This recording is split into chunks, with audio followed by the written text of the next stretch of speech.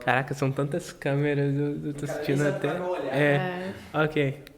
E aí, pessoal, bem-vindos a mais um Puritan Table. Eu sou o Rafa, trazendo aqui mais um episódio para vocês. Hoje eu tô aqui com a minha mãe, a Karine.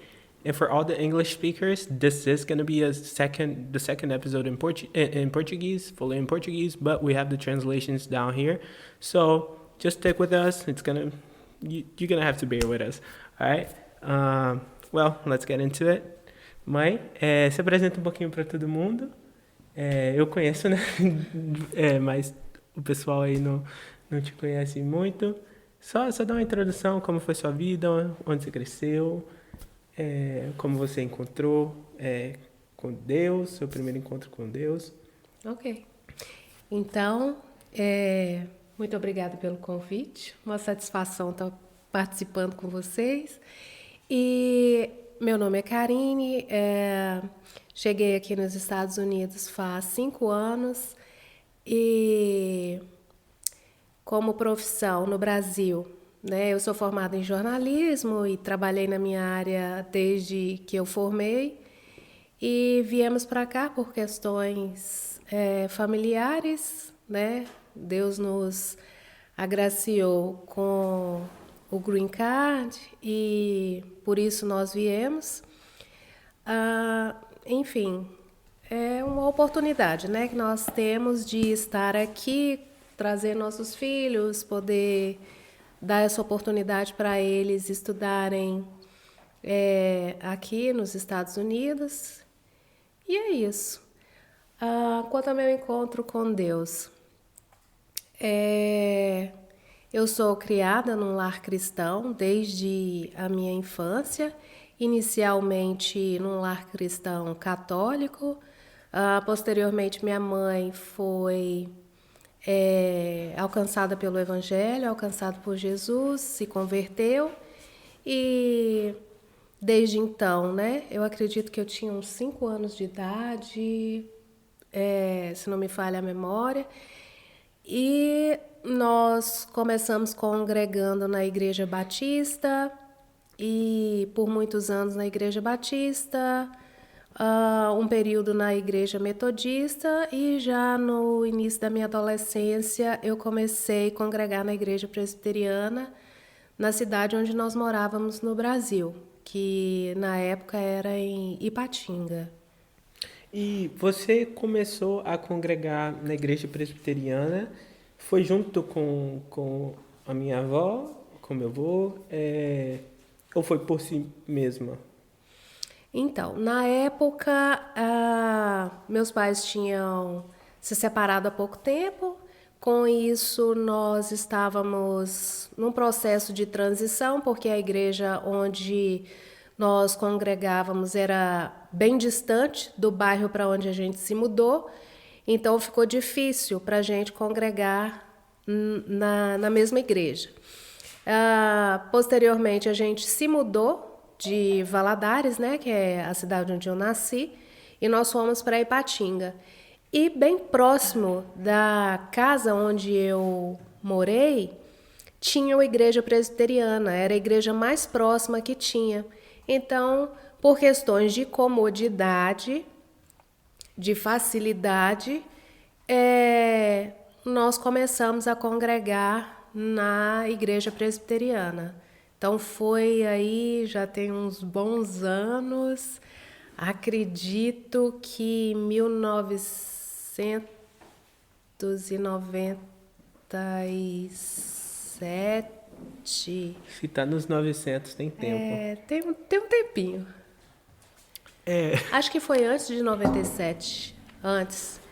Foi ali por 94, 95. Então, desde então, eu estou na igreja presbiteriana. É, em- ok. A minha avó, eu sei que a minha avó, ela. Quando vocês voltam a Valadares, aí vocês voltam para a igreja. Quando vocês voltam, você volta congregando na igreja presbiteriana? Ou. Porque eu sei que minha avó não ficou, né? Hoje em dia ela não está mais na igreja presbiteriana. Como é que ficou a dinâmica ali quando vocês voltaram para Valadares? Então, nós moramos por 2 anos em Ipatinga E aí, eu permaneci congregando na igreja durante o tempo que eu morei em Ipatinga.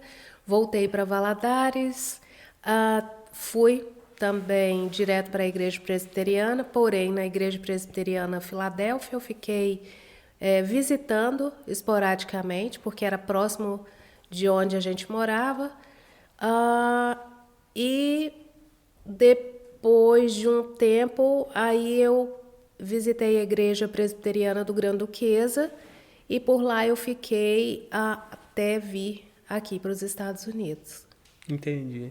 E lá foi onde você conheceu meu pai, né? Inclusive, a gente falou com ele no episódio, no episódio passado, que ele conheceu você lá e ganhou você no papo, né?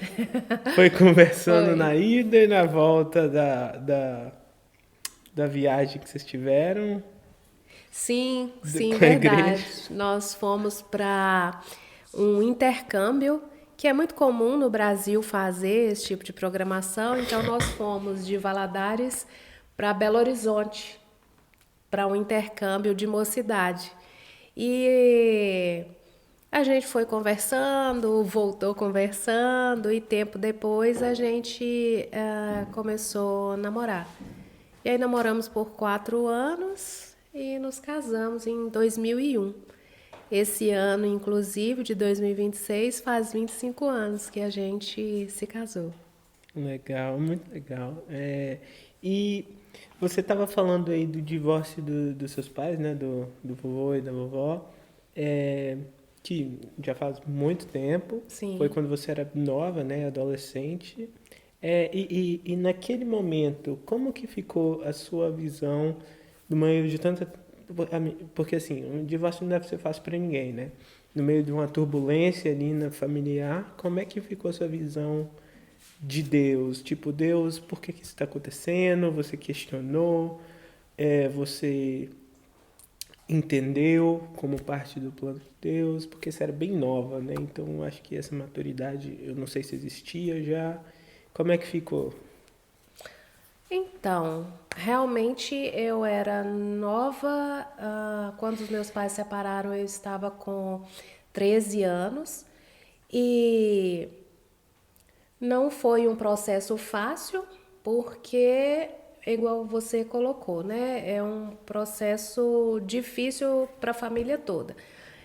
Hoje eu entendo que, como casal, né, eles tinham as questões deles, que infelizmente eles não conseguiram chegar num denominador comum e ocasionou a separação. Foi difícil, principalmente por causa da sociedade em si, porque eles se separaram no final da década de 80, então não era muito comum essa questão da separação, principalmente quando se tratava de uma mulher cristã, né? Meu pai também cristão, porém cristão católico. Depois ele se filiou à questão do kardecismo, né? Então, até hoje ele congrega e é a religião que ele segue. E o meu avô, porque a Igreja Católica não aceita, né? Ou eu tô entendendo errado? Eles não aceitam o divórcio, certo? Hoje eu já não sei como funciona mais. Mas na Para te ser época, sincera, na época não, era bem então, complicado. então ele teve que se afastar da Igreja Católica por esse. Você acha que foi por esse motivo? Ou porque ele Não, eu acho que encontrou, mais por questões mesmo pessoais, convicção de fé, eu acredito que seja nesse sentido. não necessariamente por causa do Não divórcio? necessariamente por causa do divórcio, eu acredito que Entendi. não. Não, isso nunca foi mencionado. Entendi. Mas enfim, e aí com isso, assim, uma das coisas que incomodavam muito para mim era que as pessoas sempre. Você prefere o quê? Ficar com seu pai ou ficar com a sua mãe? Eram perguntas tão assim Sem invasivas noção. e ao mesmo tempo assim tão tolas, para se perguntar para qualquer pessoa, né? Principalmente para um adolescente, né? Como é que você pergunta para um adolescente, para uma criança, no caso, né? A sua tia, minha irmã, ela é 4 anos mais nova do que eu, então isso para a gente era muito ruim. A gente não. Ninguém é preparado para um divórcio dos pais. Ninguém é preparado para uma separação dos pais. Por mais que os pais tentem poupar os filhos, mas é bem complicado, né? E as pessoas de fora, elas não têm a noção do quanto isso gera conflito na cabeça de uma criança e de um adolescente. Então, isso aí realmente foram situações assim que a gente viveu e que não foram legais. E quanto você falou aí da questão social e como você vê a igreja ou a igreja que eu falo os cristãos ao seu redor, porque você já congregava a igreja, então eu assumo que já existia um convívio com pessoas, tanto da sua mãe quanto do seu pai e seu, né? Como foi que eles O apoio? como Você que fala o apoio da igreja nesse sentido? como a igreja recebeu essa notícia? Porque assim, é uma coisa que afeta a sua vida, mas não tem nada no seu controle. Não. Não tem nada ao seu controle. Então, eles te apoiaram, eles realmente estavam ali do seu lado naquele momento, ou eles meio que estavam nesse âmbito social de você prefere estar com sua mãe, com seu pai, de criar mais confusão na sua cabeça. Em alguns momentos sim, em outros não. A igreja foi fundamental para que eu, minha irmã, minha mãe, nós tivéssemos um apoio, né, emocional. Mas assim, eu vejo muito um não envolvimento tão profundo da igreja nessas questões. É difícil falar sobre isso porque eu entendo que a parte da liderança ela se mantém neutra porque ela precisa dar suporte para os dois lados, né? No caso aí, tanto o meu pai quanto a minha mãe. E porque em qualquer relacionamento, quando ele se rompe, os dois têm parcela de culpa. Não dá para falar que a culpa é de um somente, né? Então, assim, a parcela de, vamos dizer, de culpa ou de responsabilidade, vamos dizer assim, pela separação, é dos dois. Agora, eu entendo que a igreja, por esse motivo, ela se mantém um pouco mais neutra. Por outro lado, existe sim um acolhimento onde a gente se sente apoiado, sabe assim, uma certa segurança, sabe ali, em estar no convívio daquelas pessoas, em sentir que aquelas pessoas se importam com você, que de alguma forma você pode encontrar apoio. Então você conseguiu ter esse apoio emocional na igreja naquele momento, certo? Em alguns momentos sim, igual eu falei, em outros não, não. né? Porque tem situações também que elas são muito pessoais, que a gente não sai às vezes dividindo. Talvez por questões assim de personalidade, né? Eu falo no meu caso, de não me abrir tanto assim, mas eu posso dizer que a igreja me ajudou muito a entender todo esse processo. Entendi. e com relação à sua visão de Deus? Mudou alguma coisa naquele momento? Tipo, Deus... Tipo, você questionou a Deus no momento? Não, eu não me lembro de questionar Deus no momento. Porque Não. é muito comum de que É, pessoas questionem por quê, né? por quê, Por que com a exatamente. gente? Por que tem que ser assim, né? Tipo, se você é É. justo porque isso aconteceu, Aham. alguma coisa assim, eu acho que existem. Isso abre para muitos questionamentos quando algo assim acontece.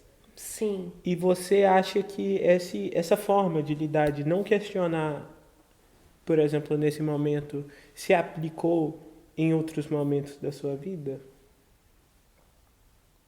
De questionar a De Deus? não questionar, de tipo, você entende que tudo, Ah, não. de entender que tudo é parte do plano? Nessa questão específica da separação, talvez porque eu fosse muito nova também, tá no processo de transição da infância para a adolescência. Então era um turbilhão de emoções. Questionar a Deus, eu não me lembro de questionar a Deus, mas às vezes de ficar assim, será que seria diferente se eles tivessem continuado junto? Como é que seria se eles tivessem continuado juntos? Né? Isso aí, sim. Agora, questionar a Deus, por que Deus permitiu que acontecesse? Não, eu nunca fui desse tipo de questionamento, não. Nessa época específica, não. E, posteriormente, aí, em algumas situações, sim. Fala, nossa, mas por Entendi. quê? Não, e é disso mesmo que eu tava, que eu tava tentando falar. Você já se viu em algum momento que assim, você realmente pensa assim, nossa, por que Deus? Já, já em alguns momentos sim. Eu me recordo agora em específico de uma situação quando é, eu estava casada já, grávida de você, estava próximo de você nascer, existia a possibilidade de uma mudança, né? E aí você nasceu, essa possibilidade se concretizou, né? Seu pai foi na frente para abrir caminho, vamos dizer Uhum, assim, né? Para tentar é, se estabelecer primeiro e para que a gente fosse mudar com o mínimo de impacto possível, porque a gente ia mudar para um lugar bem longe de onde a gente morava e uma cultura completamente diferente, um estado completamente diferente do nosso. E aí seu pai ficou, eu fiquei com você, baby, em casa. E seu pai ia e em alguns momentos voltava, né? Para dar o suporte pra gente. E aí, efetivamente, quando a gente estava para mudar, aí deu tudo errado. Seu pai foi despedido. Ele não chegou a ser despedido, mas a sociedade que estava pré-estabelecida deixou de existir. E aí a gente se viu meio que sem eira e nem beira. Porque quando você nasceu, eu entendi com pouco tempo que você tinha nascido que voltar para o mercado de trabalho não seria legal, porque legal em todo sentido. Primeiro, pela questão dos cuidados com você, e segundo, pela questão também da financeira. Não compensava eu sair para trabalhar, pagar alguém para ficar com você ou deixar você em um berçário. Então, quando a gente foi colocar na ponta do lápis, a gente entendeu, não vai dar certo, não compensa. não tem necessidade. Não compensa o desgaste que ia ser, não ia compensar toda a mão de obra de idas e vindas, financeiramente não compensava. E aí eu optei, aí a gente decidiu, não, você vai ficar, eu vou ficar em casa e cuidando de você. E aí comecei a trabalhar em casa mesmo, que aí já é uma outra história, mas enfim. É, Nisso, estava com a renda só do seu pai. E aí eu fiquei grávida do seu irmão. Quando o seu pai voltou, já estava próximo do seu irmão nascer. E aí a gente se viu assim numa situação muito delicada, porque com 2 babies, né? Seria você, porque a diferença sua do seu irmão é muito pouca. Então, e nesse momento eu questionei, eu pensei, e agora? Por que disso tudo? Né? A gente, passando por essa situação toda, eu me questionei muitas vezes, sabe? Me questionei muitas vezes. Por que Deus está permitindo a gente passar por isso? Fiquei revoltada, não tenho vergonha de falar. Em alguns momentos fiquei revoltada, decepcionada, inclusive com a igreja, com o suporte da igreja nessa época, mas depois eu comecei a entender que era preciso a gente passar por aquilo. E que cada um de nós tem um tempo. Entendi. E como que você conseguiu entender? Foi no longo prazo? Foi só depois de você ver o porquê? De você entender, depois de um tempo você vê olhando para trás a razão? Ou foi algo que durante ali aquele processo Deus já foi trabalhando no seu coração? Olha, Deus foi assim, demorou um pouquinho. Não foi, eu não vou ser hipócrita de falar que demorou. Sabe assim, eu questionava. E mesmo depois de já ter... Foi um processo bem difícil pra gente. Porque nada, o seu pai ficou praticamente 1 ano sem trabalho. E uma família com 2 crianças, com 2 bebês, sem uma renda fixa, no Brasil, é muito complicado. Muito complicado. Porque... Acho que em qualquer lugar do mundo. Mas aqui a cultura é diferente. Aqui você não tem uma renda fixa. Se você não trabalhar, você não ganha, né? Então, assim, e no Brasil, né, pelas questões da legislação, é diferente. Então, nós não tínhamos uma renda fixa. E foi nesse processo que eu comecei fazer renda extra. Aí já não era mais extra, ela era a renda principal. Vender roupa que era de vocês, bebês. Aí eu comecei a trabalhar vendendo roupa online. Tinha um brechó online em parceria com uma vizinha minha que, assim, foi inspirada por Deus para poder me chamar para essa parceria. E tenho muita gratidão no coração por ela, chama Kátia. E a Kátia me chamou, falou sobre isso, eu nem sabia que existia essa possibilidade. A internet estava começando a engajar, a questão da rede social na época era o Orkut. Olha onde nós estamos. Nossa. E com isso... eu vendia roupa seminova, que era a roupa que vocês iam perdendo, né? Porque bebê cresce muito rápido, vai perdendo. Eu vendia, aí começou a dar certo. Aí a sua avó, que já morava aqui nos Estados Unidos, começou a mandar roupa para eu revender nesse brechó. E aí eu comecei a ter roupa seminova e nova. E aí, de repente, já tinha uma marca, já tinha um nome, e a gente começou a vender. E foi um tempo assim que essa venda de roupa pela internet foi a nossa renda principal, né? O que o seu pai fazia de bicos era um suporte paralelo, mas a venda das roupas é que era o... Você inventou a Shein. Não inventei a Shein. Não, quem dera. Não, porque já existiam muitas pessoas vendendo roupas seminovas pela internet. E eu nunca nem tinha escutado falar sobre isso. Era algo que estava muito assim no início, mas já existiam pessoas fazendo.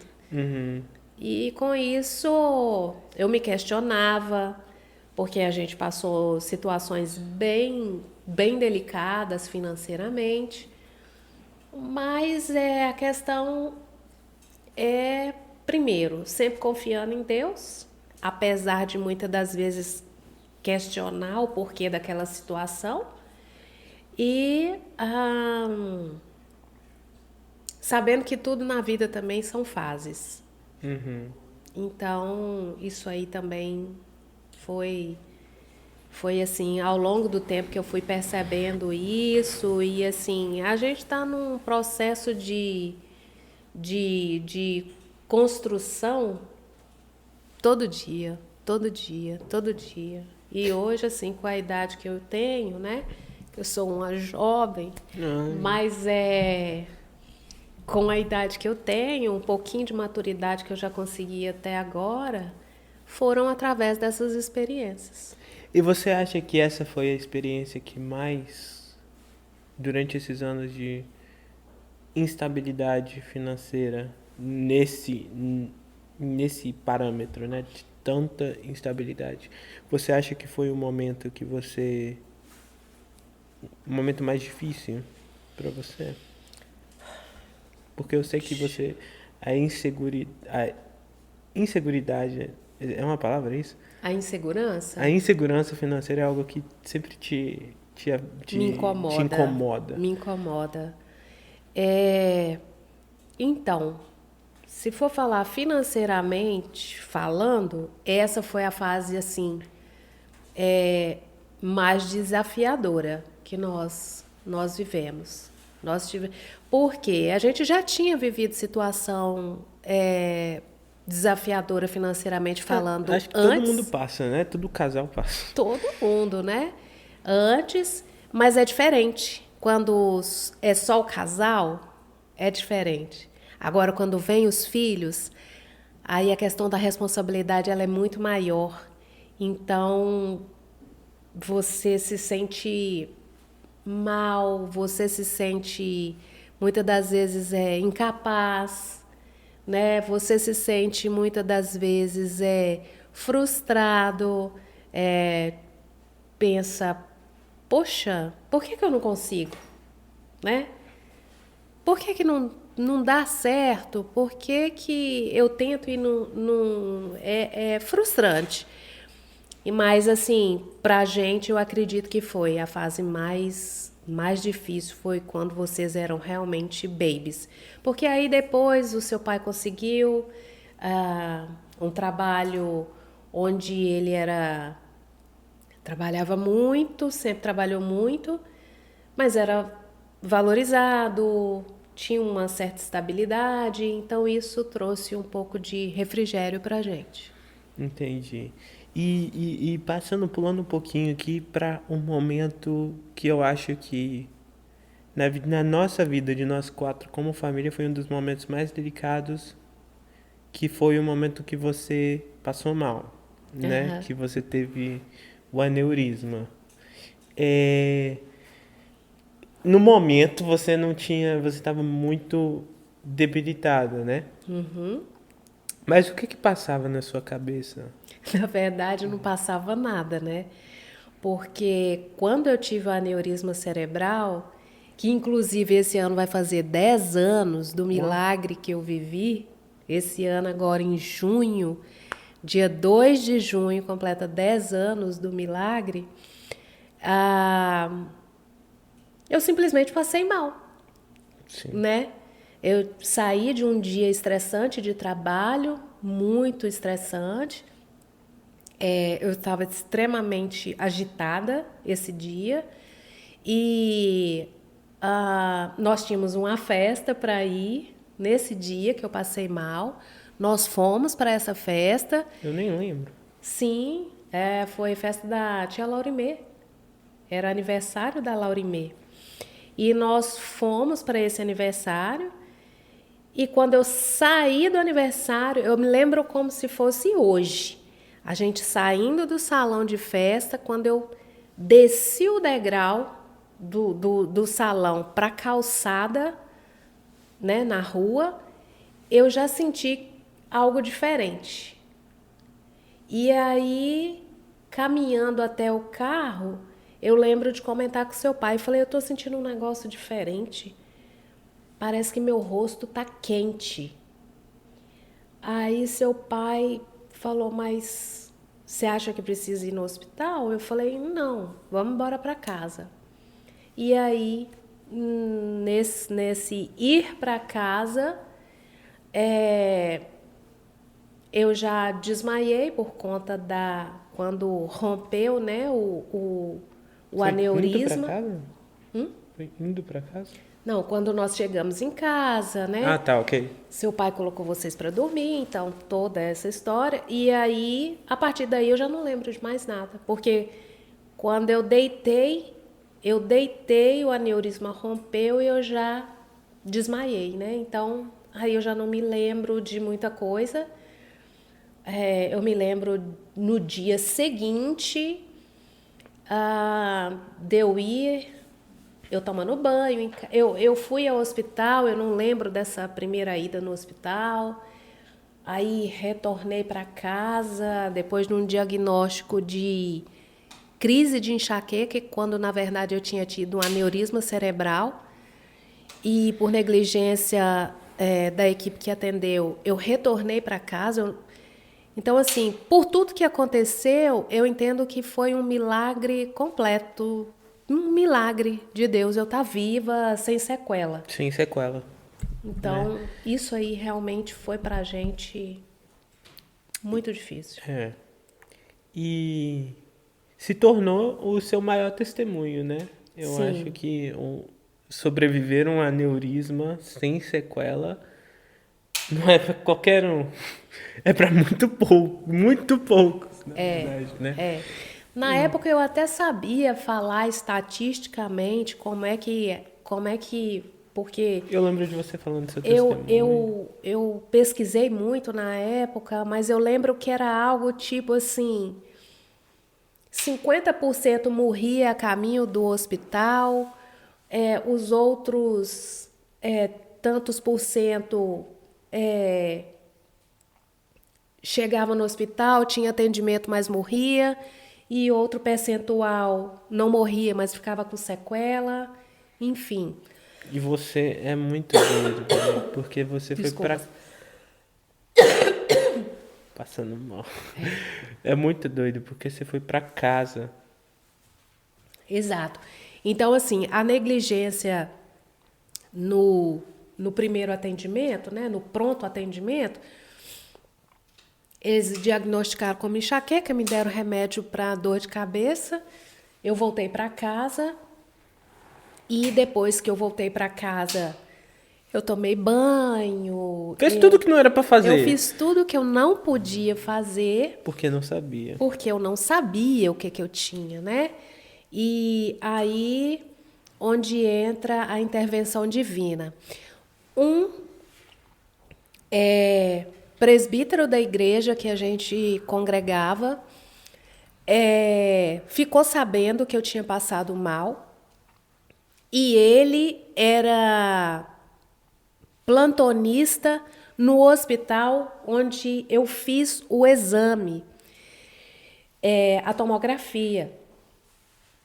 E ele estava de plantão no dia seguinte que eu fiz o exame. E aí ele pediu para ver qual era o laudo. Quando ele viu o laudo, ele viu que era grave, mas ele não sabia a extensão da gravidade porque ele não é médico especialista na área de neurologia. Aí ele chamou um amigo dele e esse presbítero médico da nossa igreja chamou um amigo dele, neurologista, e pediu para ele avaliar o exame. Quando ele viu o laudo, ele falou, ela precisa ser internada agora, porque ela teve um aneurisma cerebral. E ela não poderia ter saído do hospital. Aí, nessa hora, ele ligou para seu pai, não falou com seu pai o que tinha acontecido, mas pediu para que seu pai fosse comigo para o hospital, porque esse neurologista ia avaliar o exame.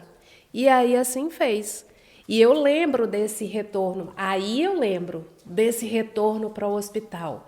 Mas eu lembro de flashes, por exemplo, eu lembro da gente chegando no hospital, esse hospital fica no alto de um morro, a gente chegando, seu pai estacionando o carro e a gente descendo e andando, subindo até chegar onde o médico estava. Aí já não me lembro mais desse encontro com o médico, do médico falando o que tinha acontecido, eu já não me lembro. Aí foi feita a internação, eu internei e passei 10 dias, né, no hospital, entre a vida e a morte, porque eu não poderia ter aumento na pressão arterial de maneira nenhuma, porque o que aconteceu?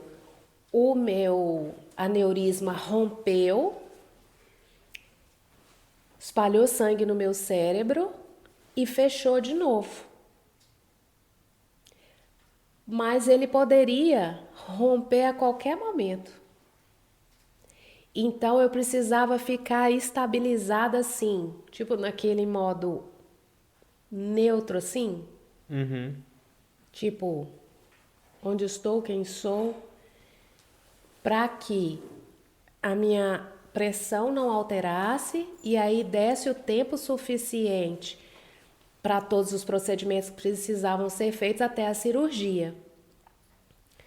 E Deus foi tão gracioso que eu internei, fiquei no hospital, tive que aguardar um médico vir de Belo Horizonte, porque a técnica que foi usada na minha cirurgia foi relativamente uma técnica moderna para 10 anos atrás.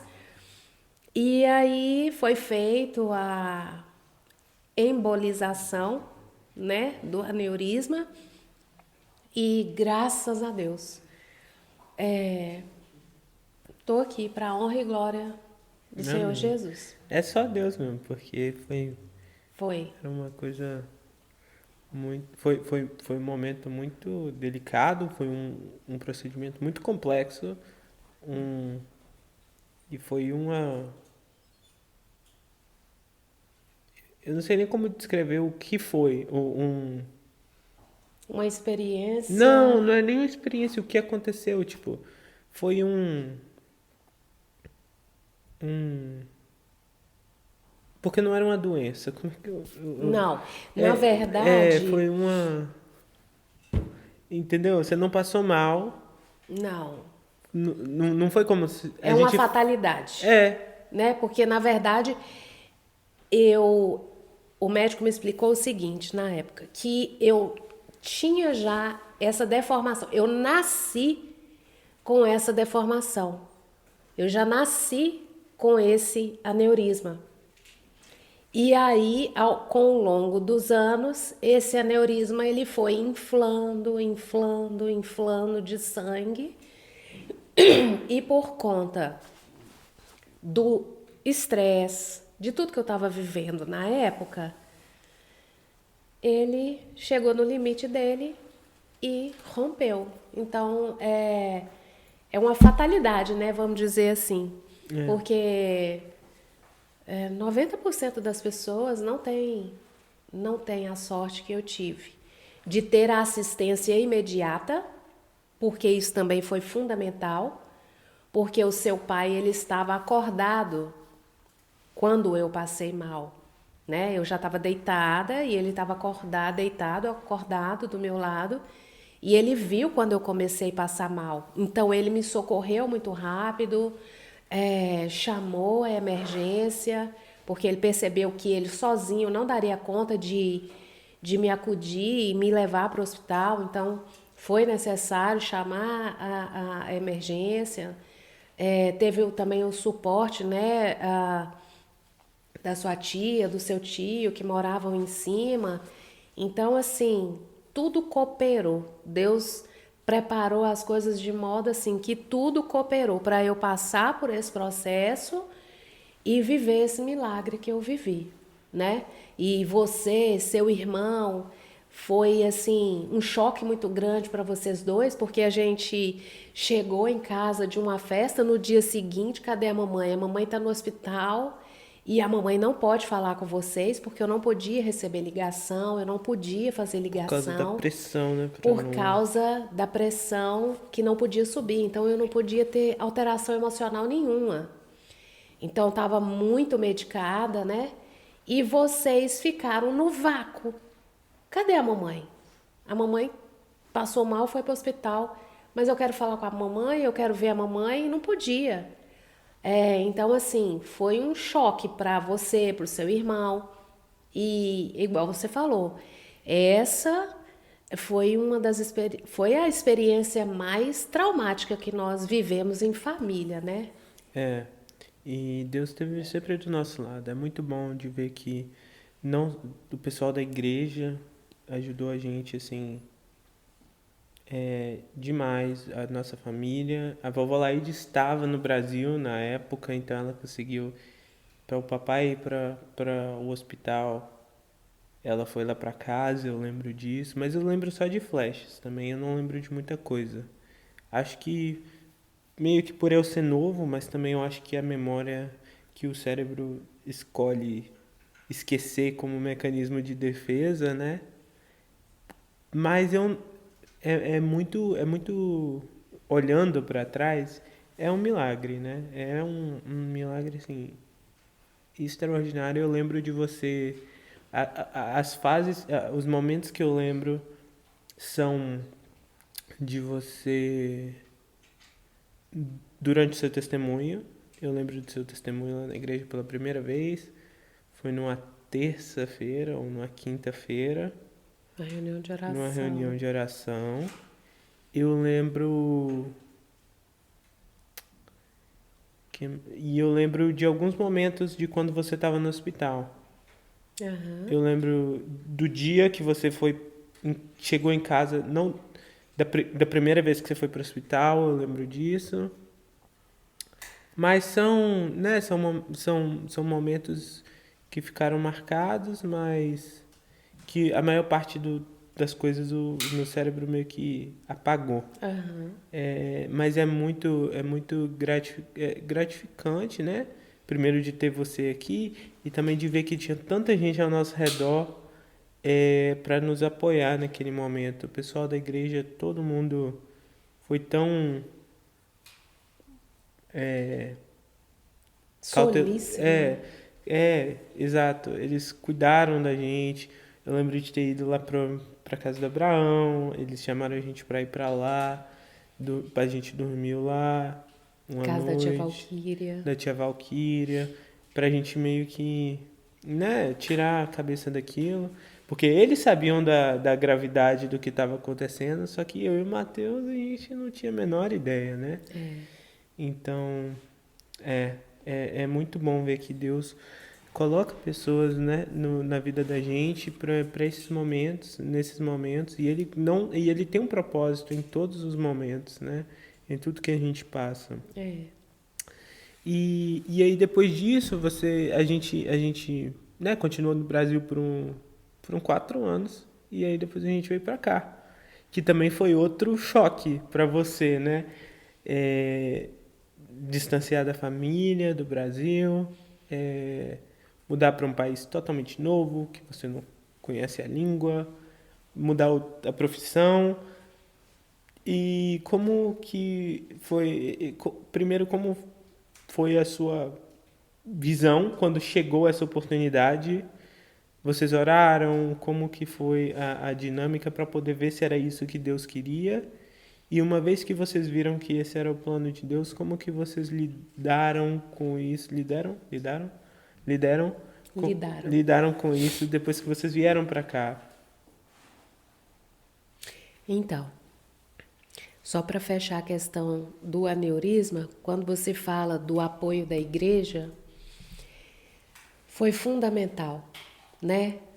Depois, quando eu voltei para casa, que as coisas começaram a voltar ao normal, que eu pude entender como que a comunidade da igreja, como que os irmãos em Cristo foram fundamentais, né, para que a nossa família pudesse ter esse suporte, esse carinho, esse apoio espiritual, esse apoio emocional, né? Porque a igreja toda se mobilizou em oração, não só a nossa igreja, como várias outras igrejas. Eu sei que estiveram orando por mim e eu sou grata, eternamente grata. E os irmãos em Cristo, aqueles ali mais achegados, né? Ah, vem para cá, deixa os meninos ficarem aqui, porque aqui vão estar envolvido com outras coisas e aí com isso distrai a cabeça. A própria escola também, o suporte da escola. Então, a igreja, de um modo geral, por mais problemas que a gente enfrente dentro da igreja, porque a igreja é feita de pessoas, e pessoas, cada uma com as suas características, cada uma com a sua bagagem de vida, é o melhor lugar que a gente pode estar. Porque é nessas horas, principalmente nessas horas, que a gente vê como é fundamental se relacionar, estar entre pessoas que comungam a mesma fé. É fundamental. Não é à toa que a Bíblia nos orienta nesse sentido, de congregarmos, de estarmos unidos para que a gente seja fortalecido, né? Na fraqueza uns dos outros, nós somos fortalecidos. Então, só gratidão, primeiramente a Deus e ao apoio dos irmãos durante a nossa caminhada cristã, né? E com relação à vinda para cá, vir para os Estados Unidos, outro grande desafio para mim. Porque no momento onde as coisas estavam se encaixando novamente com relação à questão de trabalho, né? Eu tinha montado a empresa em parceria, né, com os amigos e estava ali caminhando para o 4º ano de empresa e aquela coisa, aquela empolgação, e a gente saiu do zero, do nada, e já estava conseguindo se manter como empresa. E aí, de repente, olha, os papéis movimentaram, e isso 13 anos depois.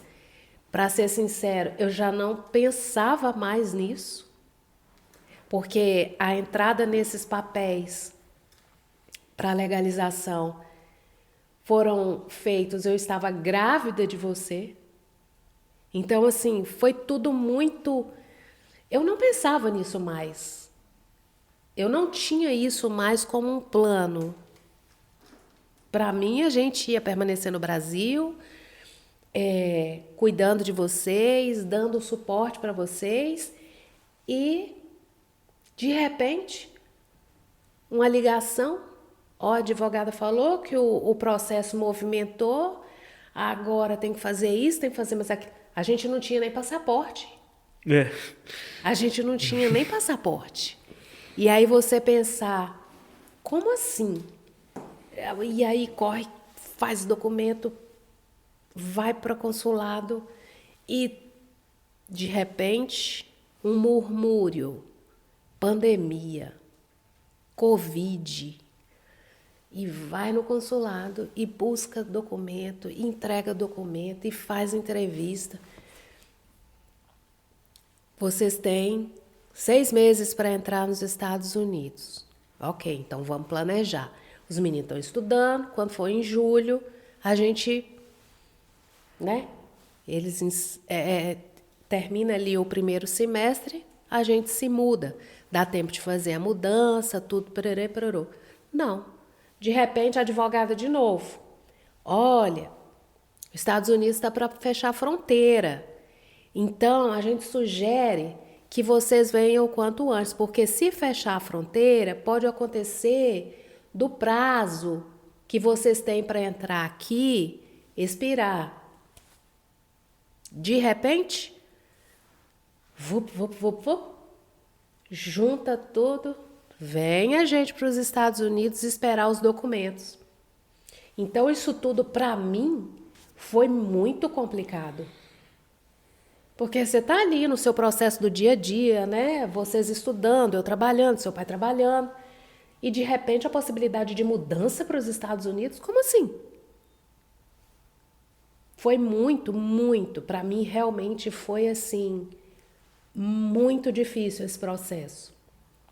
E aí, quando eu comecei a me dar conta de tudo que vinha nesse pacote de vir morar aqui, foi me causando uma angústia muito grande, muito grande. E por várias vezes eu questionei: que eu vou fazer nos Estados Unidos nessa altura do campeonato? Depois de ter passado por um aneurisma cerebral, recomeçar num lugar onde eu não sei nem falar. E isso tudo me causou muito sentimento assim de negação, de revolta às vezes, né? Então, assim, para mim realmente foi muito difícil. E os questionamentos, né? Eles vieram só depois da mudança? Ou antes de mudar você já tinha os questionamentos e vocês... E hoje, olhando para trás, você entende que esses eram os planos de Deus, que vocês estão no caminho certo, que Deus vem guiando? Como que fica? Olha só, eu vejo assim, é um processo, né? Então, assim, foi uma revolta, foi um processo de negação. Questionei muitas vezes porque a gente veio, aí o documento saiu, a gente retornou, né, para o Brasil para vocês concluírem o ano letivo. Eu encerrar a minha sociedade, né? Para a gente fazer a mudança, né? Que a gente precisava fazer, enfim. Então, assim, esse processo para mim foi muito difícil. Eu me questionava o tempo todo. O que eu estou fazendo? E um dos questionamentos que mais me martelavam é: se eu for para lá, não gostar e os meninos gostarem, eu não vou voltar sem eles. Eu vou ter que permanecer lá por eles, porque pode acontecer deles chegarem lá e falar: mãe, não quero ficar aqui, quero voltar. Porque acontece de algumas crianças que vêm para cá não se adaptarem e os pais voltarem. Mas o contrário é muito mais comum. De virem para cá, gostarem daqui e não querer voltar.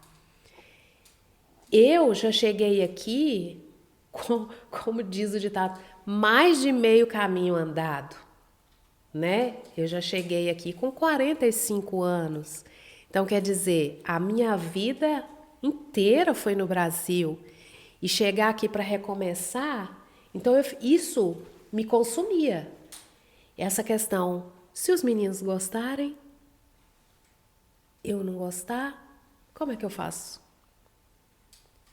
E, assim, a questão do idioma. Falar, e agora? Aprender um novo idioma nessa altura do campeonato? Então, isso tudo foram desafios. E eu penso, hoje, 5 anos depois, é propósito de Deus? É permissão de Deus? está nos planos de Deus, tudo que acontece na nossa vida é permitido por Deus. Eu entendo assim, que hoje eu me sinto mais em paz em estar aqui, em estar passando por todo esse processo de adaptação, né? Falar para você assim, você gosta dos Estados Unidos? Eu ainda não sei te falar, assim, com sinceridade, assim, eu gosto dos Estados Unidos? Eu ainda não sei te falar assim. Eu sei que eu estou melhor adaptada, eu estou em paz comigo mesma, em paz com Deus, porque eu vejo que vocês se adaptaram bem, que hoje vocês estão inseridos numa comunidade cristã, onde vocês estão tendo um suporte de amizade, um suporte bíblico, né? Vocês estão tendo a oportunidade de estar desenvolvendo a fé de vocês junto ali de adolescentes, de jovens na mesma faixa etária de vocês. Era uma coisa que me perturbava demais quando a gente estava para vir, tanto que eu tive uma conversa com o nosso pastor do Brasil, falando, pastor, nós estamos mudando, os meninos estão numa fase de transição. Como é que vai ser isso para eles? E assim, e Deus foi trabalhando de maneira tal que as coisas foram acontecendo. E louvado seja Deus, né? Em tudo dai graças, porque essa é a vontade de Deus. Então, assim, hoje eu dou graças porque eu vejo que vocês estão bem. Você, seu irmão, seu pai tem uma satisfação enorme de estar aqui, porque ele almejou isso durante uma vida inteira, né? A partir do momento que os pais dele saíram do Brasil e vieram para cá, isso se tornou uma motivação de vida para o seu pai. Vir morar nos Estados Unidos, estar perto da família dele. Então, eu entendo que Deus, assim, Ele permite que a gente passe por situações para provar a fé da gente, para forjar o caráter da gente, né? Com Muitas certeza. vezes é difícil demais a gente entender, porque dói, né? Mas é necessário, né? Nós como cristãos, nós sabemos que a gente está aqui, a gente vai ter aflição, mas que a nossa esperança em Jesus, ela é muito maior do que isso, né? Exatamente. Sobre, você falou de como você é grata pelo fato de o Mateus termos essa comunidade. Eu acho que vem bastante também da forma com que a gente foi criado, né? Que a gente sempre foi criado na igreja, vocês sempre foram exemplos na nossa vida, você e o meu pai. E eu acho que vem muito disso, porque não importa quanto tempo você está na igreja, se você não tem um exemplo em casa, muitas vezes a pessoa vai se desviar, vai sair dos caminhos porque nunca teve aquela motivação, né? Aquele empurrão a mais dentro de casa. E foi algo que vocês sempre fizeram, vocês sempre se importaram muito com isso, vocês sempre viram isso como algo muito sério. E isso nos nos fez crescer como crianças que honram a Deus, né? Que não só honram você e o meu pai, mas que também honram a Deus acima de tudo.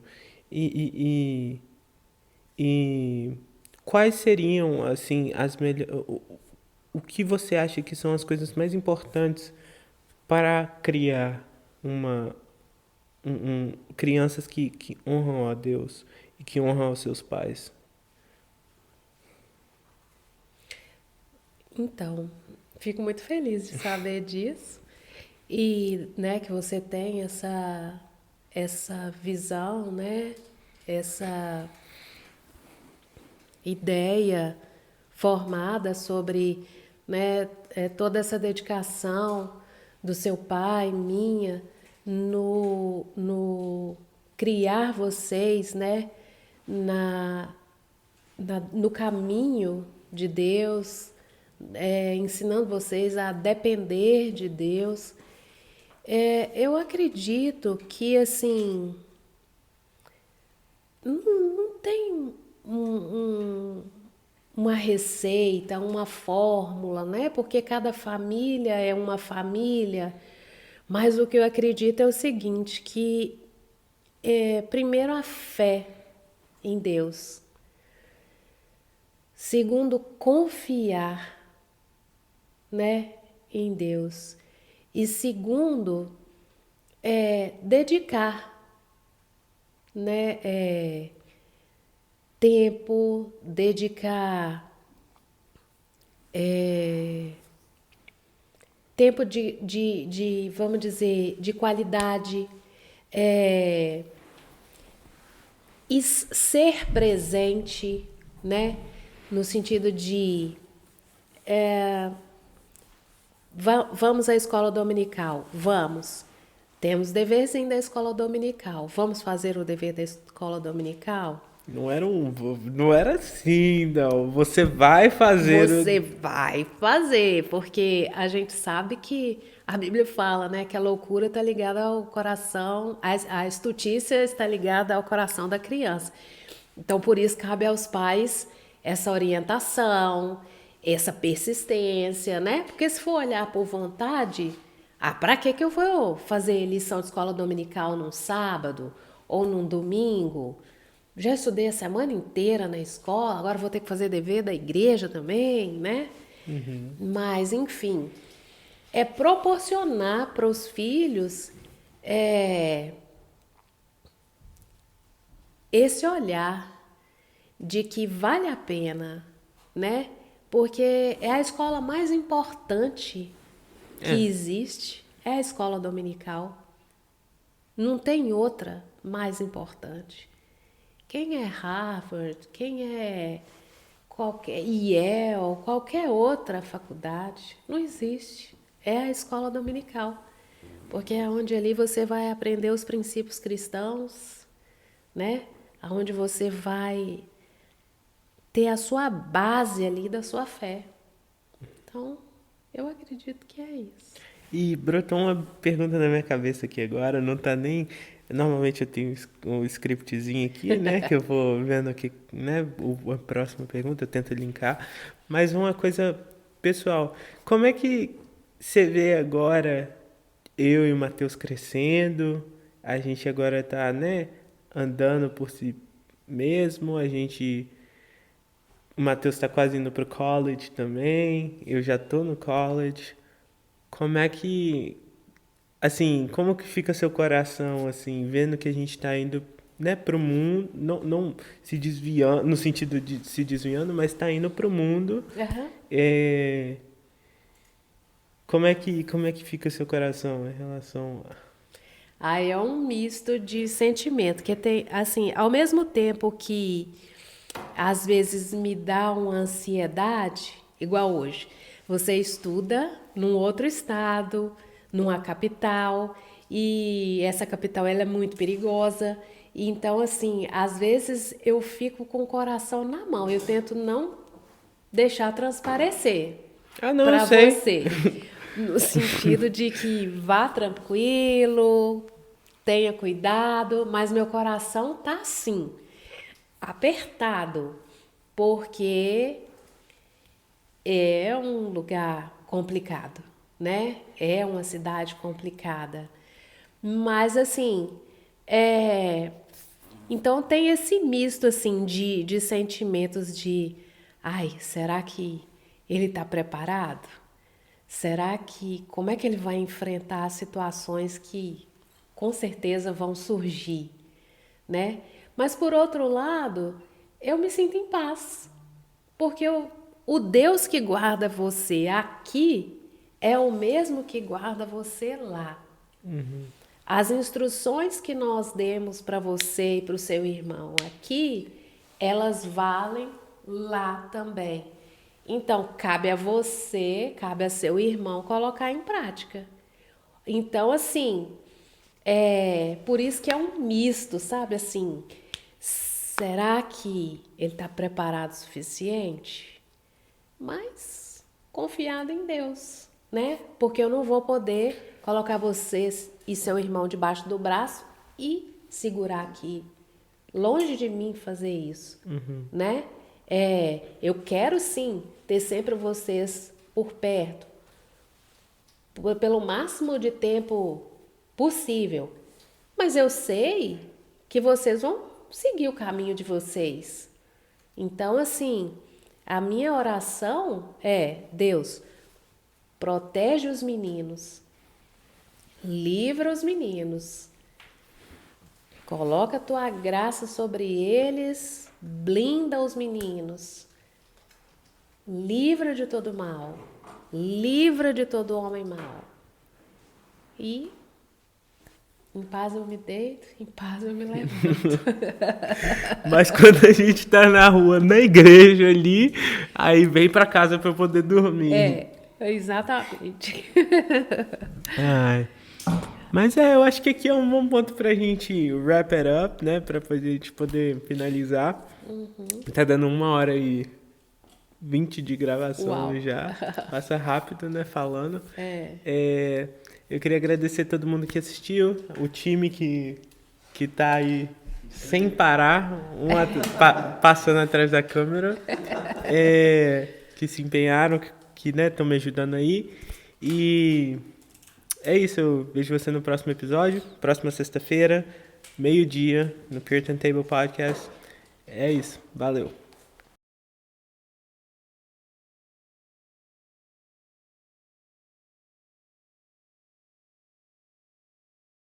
Mas você não aquieta o facho, você tá mexendo isso aí o tempo todo. É porque o ângulo, ele tá muito pra baixo. Tá. Daqui eu tô vendo. Põe algum calço aí na frente. Não, só na frente. Isso. Aí ele vai jogar a câmera pra baixo. Porque agora eu consigo pegar ele. Aham. Só não entrega pra Deus. Agora você não faz o que? Crack. Caraca, mano. Aê, João. Calma aí. Aí. Ele vai diminuir o calço. Não.